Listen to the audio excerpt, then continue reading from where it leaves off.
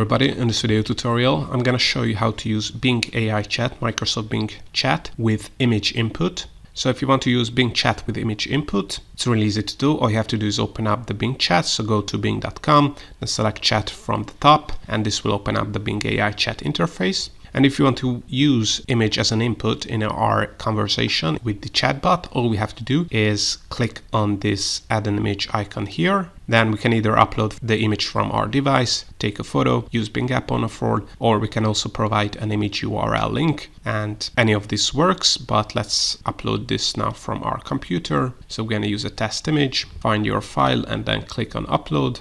So as you can see, the file is being uploaded.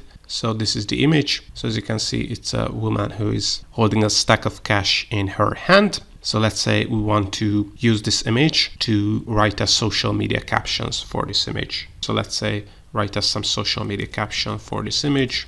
Then press enter. So let's see it is able to understand what is on this image, describe that image, and then write me some social media captions for this image. So as you can see, it's first analyzing the image. Sure, here are some social media captions for your image. Cash in hand, word at my feet. So as you can see, it guesses that it's a woman who is holding a stack of cash, and we are getting some social media captions related to money and happiness and stuff like that. So as you can see, this is working.